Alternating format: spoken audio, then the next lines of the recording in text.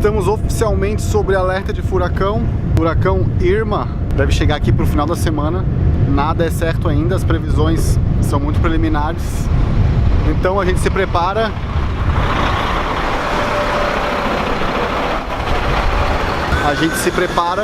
Ontem no mercado, muita gente já comprando água, já está faltando. Mas enquanto não se tem certeza, a vida segue. E hoje, concretagem na nossa obra. Não era aquela, é a próxima. 1, 2, 3, 4 e 5.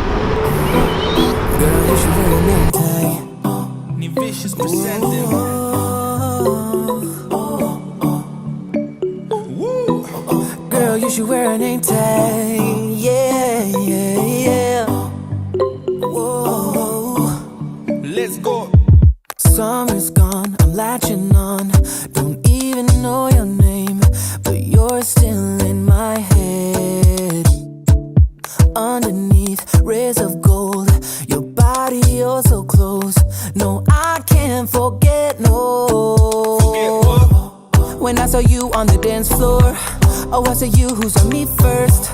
I guess it's history now and I shouldn't care, but it still hurts. I didn't realize the danger, cause you're the end of the rainbow. And the music was so loud, didn't catch your name of it. Hoje concretamos o 7º andar. Depois demora um pouquinho mais. Só vai faltar a última laje, que é onde vai ter a piscina, a área de lazer do prédio, as amenities. Isso vai acontecer mais ou menos daqui a uns 25 dias. E aí literalmente a gente acaba a construção vertical e passa a fazer os acabamentos que já começaram nos andares mais baixos. Mas isso aí tá indo de vento em popa. Agora pro furacão a gente precisa tirar todo o que tem solto por ali, né? Material, enfim, para que depois nada voe em ninguém. Mas isso aí, vida que segue. And we have live Team 7 coverage of the preparations and the precautions being taken across the area. We begin with Chief Meteorologist Phil Farrow, who is tracking Irma for us. Phil?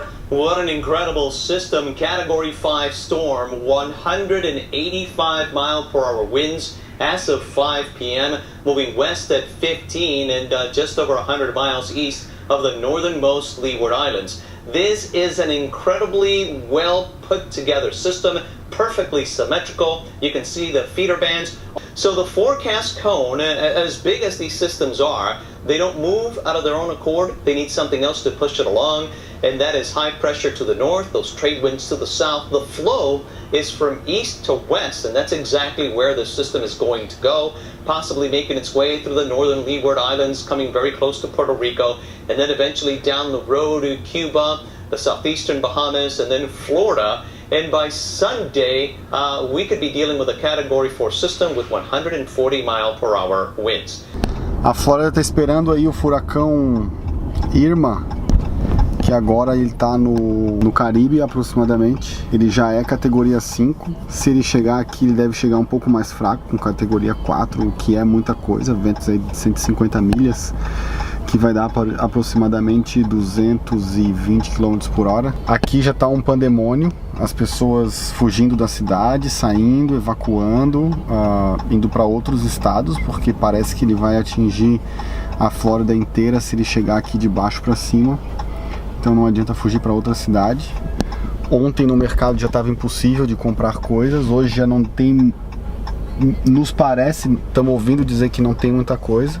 A gente não está tão confiante ainda, porque nos últimos 2 anos tiveram alertas fortes de furacão, mas não dá para também simplesmente ignorar e não fazer nada. A gente está saindo agora para ver se consegue comprar alguma coisa. A água parece que não tem mais. A comida, alimentos não perecíveis, para ver se a gente consegue se proteger um pouco. Mas até quinta-feira a gente não vai tomar nenhuma decisão drástica, porque em 2015, quando teve o furacão Erika, na hora que ele chegou na República Dominicana, ele se partiu em 2, bateu num morro lá chamado Pico Duarte, se dividiu em 2 e acabou não chegando aqui. No ano passado, o Matthew desviou e foi pro norte e não chegou aqui também. Então até quinta-feira a gente não vai tomar nenhuma decisão tipo de sair de casa, mas aonde a gente mora aqui em Bay Harbor é uma área de inundação bem forte. Então se tiver algo, provavelmente a gente vai ter que sair para outro estado ou para outro lugar, enfim, não sei, vamos ver. E agora a gente vai no mercado ver se consegue comprar alguma coisa. As coisas estão começando a faltar já, Gatorade não tem muitos. Água, não tem nem sinal de água mais. Nada, nada, nada, nada. Tem uma água de coco ali só. Fora isso, não tem nada. Os biscoitos também, a galera já detonando, levando tudo embora.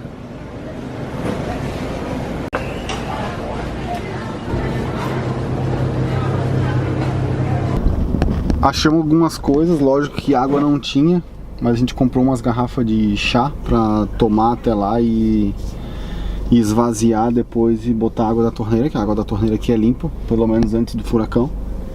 A gente vai passar numa farmácia agora pra ver se acha alguma coisa diferente, pra ver se lá tem água.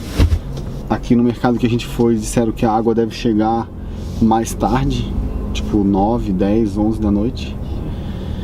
Não sei se eu volto hoje ainda, mas amanhã a gente tem que sair para procurar água para ver se tem alguma coisa.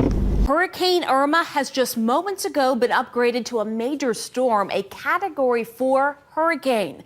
With Florida appearing to be right in its track, authorities there are sounding the alarm, warning residents to stock up and get their emergency plans in order right now. I'm going to go straight to meteorologist Tom Sater. Tom, the various models are starting to agree here that the continental U.S. is in the hurricane's path. When might Irma hit? Well, you know, let me back up to Thursday when we first introduced Irma. We said that we're really going to need about 4 or 5 days, and that's starting to unfold. As you mentioned, the models are getting into agreement. But when we showed you a model last Thursday, the European model and the U.S. model were 1,200 miles apart. The U.S. model up by the northeastern U.S. and the European down by Florida. Well, now they're pretty close, and I'll show you. This system right now is just as strong as Harvey was when it made landfall in devastated Rockport, Texas. The winds are the same at 130, and it's moving right over the northern islands of the Lesser Antilles. That's St. Kitts and Nevis. That's Antigua, Barbuda, Anguilla. In fact, might move right over that. Then it's the U.S. British Virgin Islands that have a watch. That'll go to a warning, as well as Puerto Rico.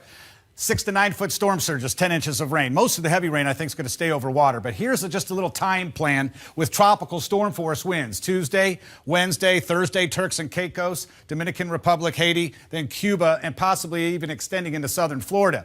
But let's run the National Hurricane Center track, and you'll get an idea. It hasn't really moved much. It's been trending south. And if you look at this, you think, well, my goodness, this is heading right into the Gulf of Mexico. We can't rule that out, but I don't think that's the best case scenario right now. We have still a window open, although it's closing. But we have a window open that we could see the system turn to the north and stay out in the Atlantic off the coast. But that window is shutting quickly. Most likely what we're looking at, Pamela, as we get in toward Friday, we're looking at a turn to the right. We don't know when that will happen, so we can't give you exact location of a landfall or the timing just yet. But let me show you the European now with the U.S. model. And as we put these in comparison now, first of all, they're on top of each other. So we start out at the same location. You want to see agreement. They're not moving from each other. But as we get closer out, or farther out, I should say, there is some variation. This is Sunday afternoon. Now, last Thursday, it was Saturday night we had it here, so it hasn't been moving much. Let's take it now to 9/11, and it does look like, if it doesn't make landfall in Florida, somewhere in the coastal Carolinas. So everyone needs to start preparing, have a plan, sit down with the family, and discuss this. Next weekend, maybe a major hurricane, at least category 3, 4, could be 5. And of course, all this on the heels of Hurricane Harvey. Tom Sater, thank you very much.